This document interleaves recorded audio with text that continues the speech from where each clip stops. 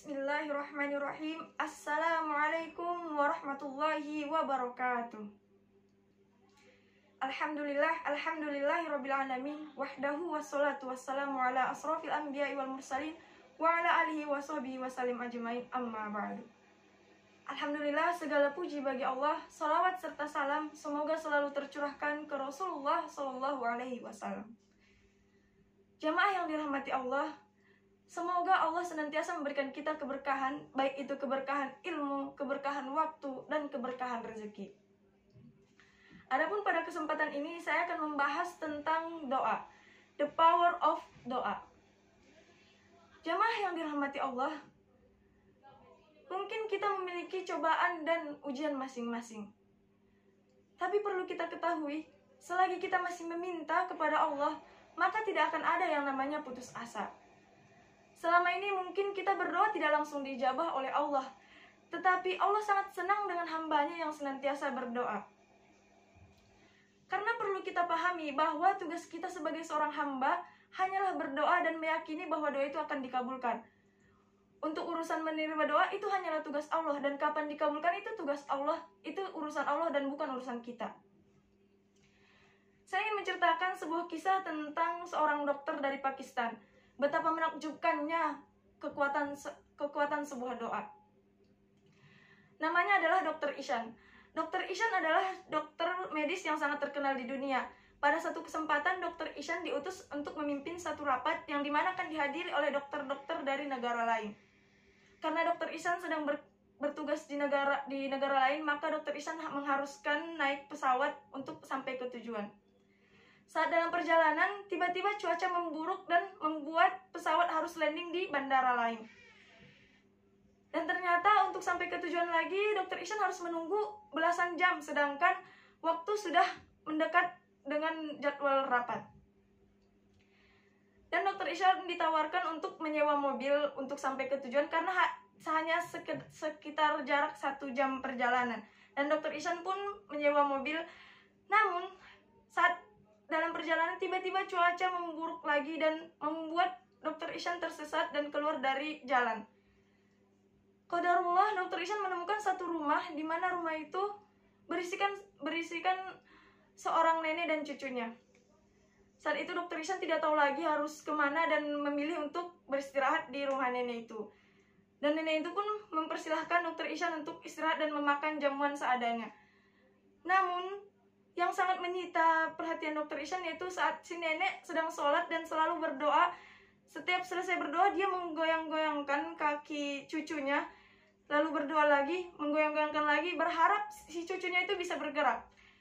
Setelah itu Dr. Ishan bertanya kepada si nenek, "Siapa itu wahai nenek?" Dan si nenek menjawab, "Ini adalah cucuku.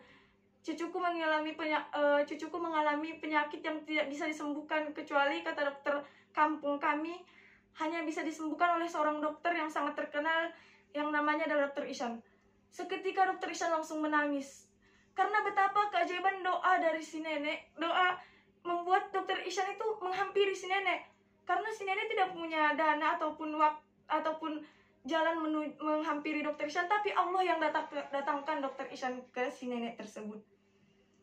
Masya Allah, betapa kuatnya, dahsyatnya kekuatan sebuah doa.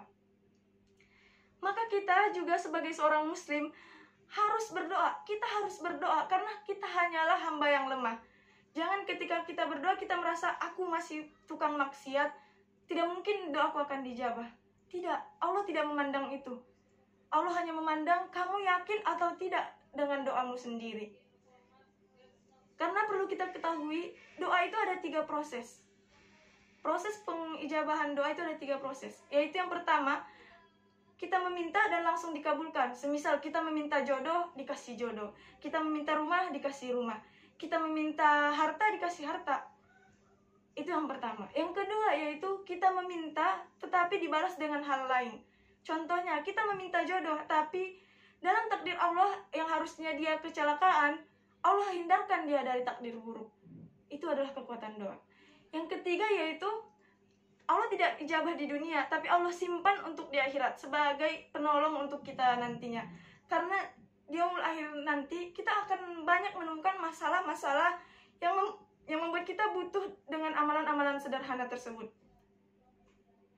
Mungkin teman-teman juga selama ini sering merasakan nikmatnya, dahsyatnya kekuatan sebuah doa. Ketika kita sedang sedih, ketika kita sedang menghadapi jalan buntu, kita hanya punya Allah. Kita hanya punya Allah dan kita hanya bisa meminta kepada Allah. Karena seperti hadis Rasulullah, bahwa doa adalah senjata bagi orang muslim. Apalagi yang kita punya selain doa.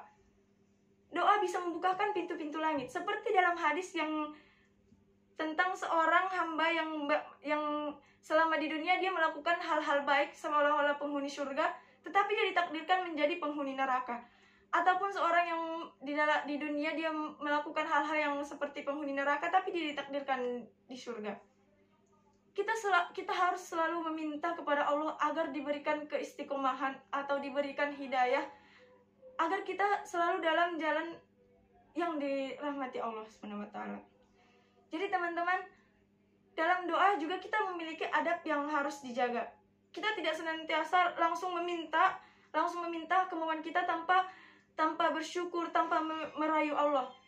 Ibaratnya kita seorang ibu, ataupun kita juga jika ada yang meminta tolong, pasti kita inginnya dibaik-baikin gitu kan. Tidak mungkin langsung, saya mau minta uang dong. Tidak begitu. Jadi untuk jamaah yang dirahmati Allah semuanya, senantiasalah berdoa dan berdoa, terus-terus berdoa. Entah itu diijabah kapan, itu hanyalah urusan Allah. Tugas kita hanyalah berdoa. Mungkin cukup sekian hitobah saya.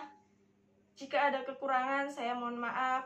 Sekian, assalamualaikum warahmatullahi wabarakatuh.